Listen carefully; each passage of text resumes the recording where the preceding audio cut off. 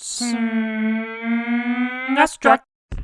A few months ago, I made a video of every Super Nintendo basketball game ever made, including Super Famicom, but it would appear that I forgot one game, Michael Jordan Chaos in the Windy City. Okay, so this game isn't a basketball game, it's a platformer where you whip basketballs at enemies and dunk for some reason or another. As you can see, this game is pretty dang weird. Its primary objective being to explore huge levels, find keys, unlock new areas, and eventually rescue kidnapped players. What that has to do with Michael Jordan, or basketball for that matter, I'm not entirely sure. But the story is that Jordan's on his way to his teammate Scottie Pippen's charity all-star game when they're all abducted by evil supervillain Maximus Cranium, just cause he felt like it, I guess. And you go around unlocking doors and finding players. So yeah, this is actually closer to Michael Jackson's Moonwalker than it is to fellow basketball superstar Shaquille O'Neal's Shaq Fu, and that's probably a good thing. This game's not that straightforward though. There's 21 players you have to rescue, spread out across the city of Chicago in 5 huge stages, each with 5 keys that you need to find to unlock the next part of the map. The best part here is that you have these basketball hoops that inexplicably show up here and there throughout each stage, and you have to dunk in order to obtain the keys or to get other power-ups. Despite how ridiculous this sounds, this is actually tougher than you might think, and believe it or not, it's actually kind of fun as far as platformers predicated on exploration go. No, it's not exactly Super Metroid, hell, it's not even Phantom 2040, but it's still not all that bad. I mean, as long as you're willing to embrace the absurdity this game presents. Like, why does Jordan have to keep his dribble going? What happens if he stops? Is he gonna get called for traveling? There's actually 8 different basketballs or power-ups you can obtain. Your normal basketball projectile attack is unlimited, but there are limited quantities of stuff like homing balls, grenade balls, ice balls, and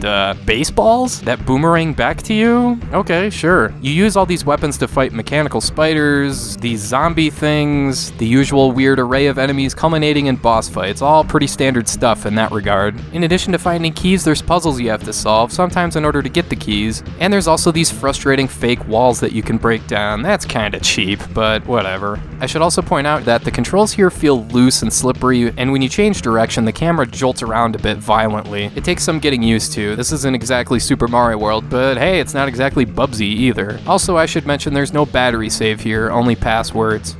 Otherwise, yeah, Michael Jordan Chaos in the Windy City isn't nearly as bad as you might think before playing it. It's actually a reasonably well thought out game that makes you use your head a little bit. The further you get into the game, the more complicated the stages get. So if you're into 2D platformers that make you explore a bit, you'd like this game. Nintendo Power had it listed as one of the 10 worst games of all time, and that's just stupid. This game is perfectly fine. Don't let the weirdness of it scare you off. It's worth trying out.